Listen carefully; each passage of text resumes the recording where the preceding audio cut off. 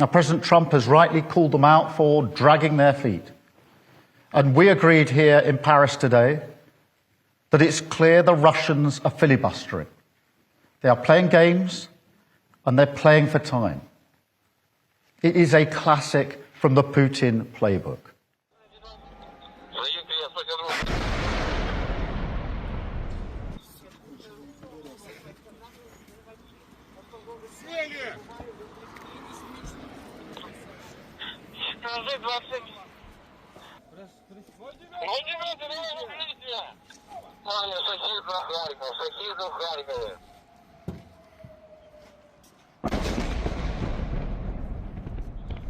Взаимно приятно, разлетелись на Толин, пробовали на месте. Я прям здесь смотрелся, огонь.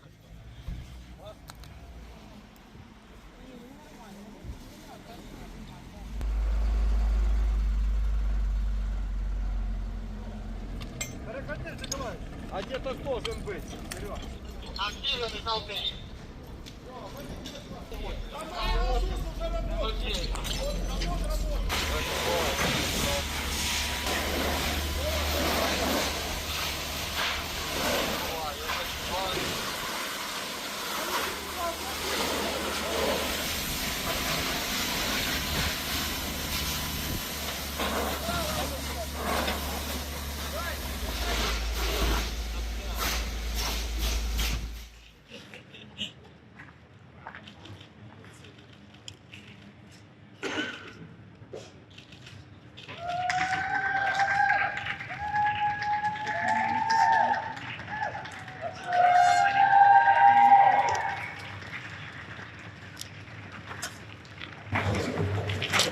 We've just had a very constructive meeting of the Coalition of the Willing, bigger than we've had before, 30 countries, plus of course NATO and the EU, and absolutely determined to see peace through strength.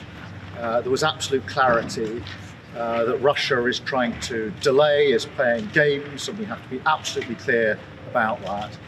And that has meant three outcomes. Firstly, more support for Ukraine to make sure Ukraine is in the strongest possible position, both now and in further negotiations. Second, complete clarity that now is not the time for lifting of sanctions. Quite the contrary, what we discussed is how we can increase sanctions to support the US initiative to bring Russia to the table through further pressure from this group of countries. And of course, we discussed further the plans for reassuring the peace, the Coalition of the Willing and the military and operational plans, whether they're on the land, the air or the sea.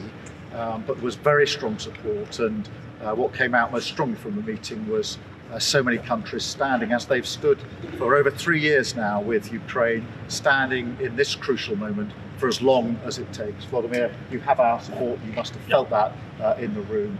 Our full support for as long as it takes. Please come into the embassy. Could Ukraine survive without European troops?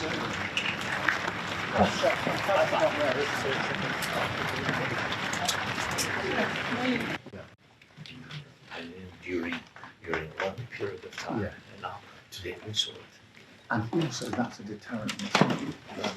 Just walking, yeah.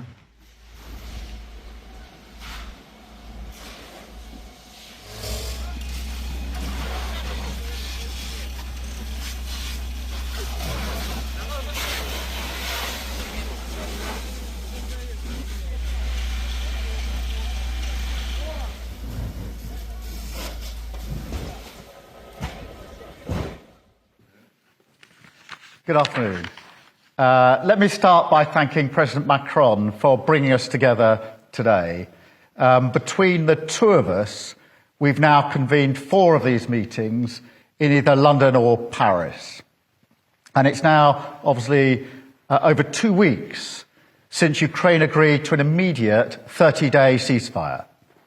That offer is still unanswered.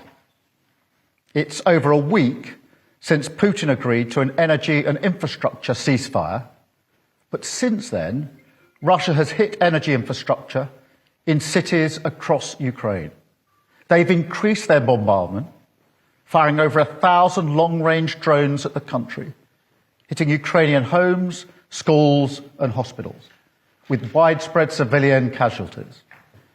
One drone killed a mother, a father and their daughter, an innocent family.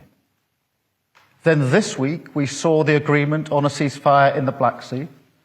I welcome this as a vital first step forward, but within a few minutes of the announcement, Russia set out new conditions and delays. Now, President Trump has rightly called them out for dragging their feet. And we agreed here in Paris today that it's clear the Russians are filibustering. They are playing games and they're playing for time.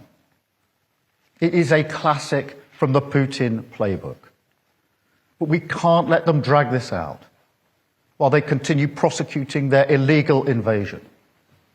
Instead, we should be setting a framework and a deadline of delivering real progress. And then we should hold them to that deadline.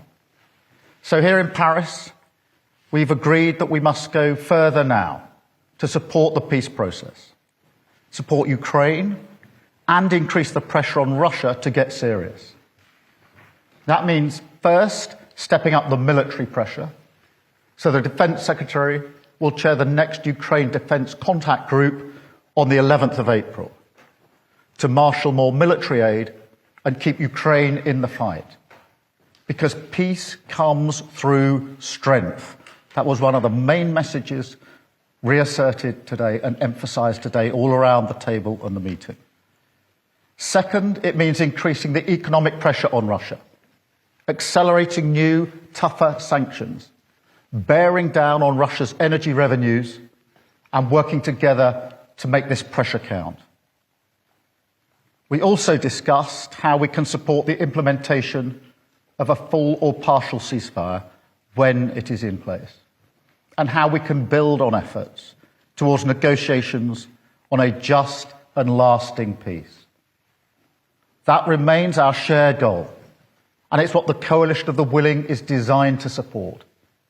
The political will from partners here today was clear.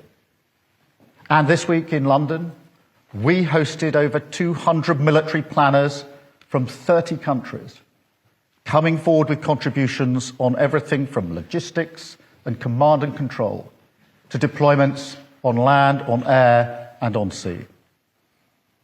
That work continues at pace. We will be ready to operationalise a peace deal whenever its precise shape turns out to be. And we will work together to ensure Ukraine's security so it can defend and deter against future attacks.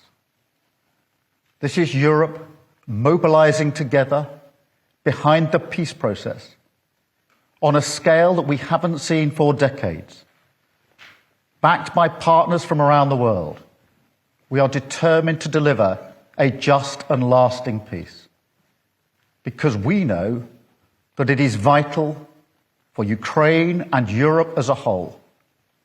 And I am clear that it's also vital for Britain. Thank you.